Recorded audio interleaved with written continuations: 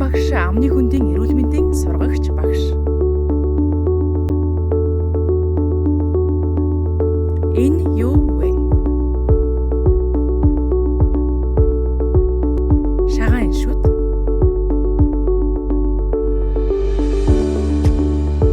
Цоорсон шүдийг таних. Шүдэнд сайн ба муу хоол. Шүд угаах цаг. Монгол улсын эрүүл мэндийг дэмжих сангийн санхүүжилттэй амны хүндийн эрүүл мэндийн боловсрол олгох зурвал хичээлийг бэлтгэн хүргэж байна. Сайн байцгаана уу багш нараа?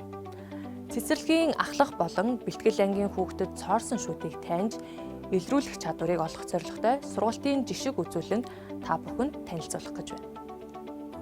Та бүхэн үзүүлэн ашиглан хүүхдүүдийг цэгүүдийг холбох, дүрс бүтээх, өнгө сонгох, будах, харж ажиглах, үнэлгээ дүгнэлт хийх зэрэг олон чадварт хүүхдүүдийг сургах боломжтой ба зураг дүрслийн хичээлд ашиглаж болно.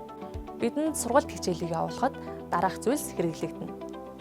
Үүнд цагаан цаас нэгшэрхэг, багш цаасан дээр шүдний дүрсийг зөвхөн цэгээр дүрсэлж бэлдсэн байна. Харандаа, бор, улаан, хар шар өнгийн арилдаг маркер. Тунгалаг пленк 2 ширхэг орно. Одоо бүгдээрээ хүүхдтэй хамтдаа сургалтыг явуулах гаргачлалтай танилцгаая.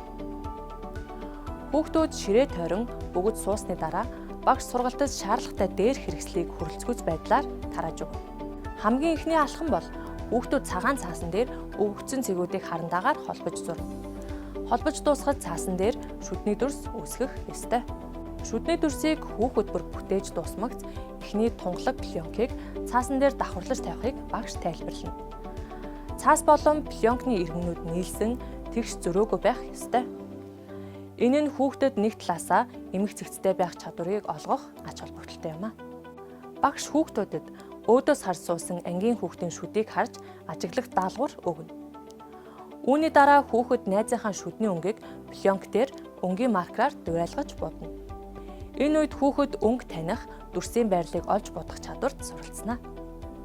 Багш 2 дахь пленкэн дээр уйлтай нийлэх хэсгийн хүрээг арилдгүй улаан маркераар зурж бэлдснээ хүүхэд бүрт тарааж өгнө. Хүүхэд өмнөх пленк дээр нэмж байрлуулах даалгаврыг гүйцэтгэнэ. Одоо давхарлаж тавьсан пленк дээр өөдөөс харсан хүүхдийнхээ буйлыг харж тохирох өнгийн арилдаг маркераар будах даалгавар өгнө. Хүүхэд буйлны хүрээнээс илүү гаргалгүй будах үйлдэлийг гүйцэтгэв. За ингээд өнөөдрийн цоорсон шүдийг таниулах жишг үзүүлэн хичээл дуусч байна. Энэхүү хичээлээр хүүхэд эрүүл шүд, цагаан цоорсон шүдний өнгө өөрчлөгдөг гэдгийг ойлгох болно. Найзынхаа болон өөрийн шүдний өнгө өөрчлөгдсөн бол эмчит үзүүлэх хэрэгтэйг багш та бүхэн тайлбарлаж өгөөрэй. Та бүхэнд эрүүл энхийг ерөөнө. Эрүүл ирээдүйг хамтдаа бүтээе.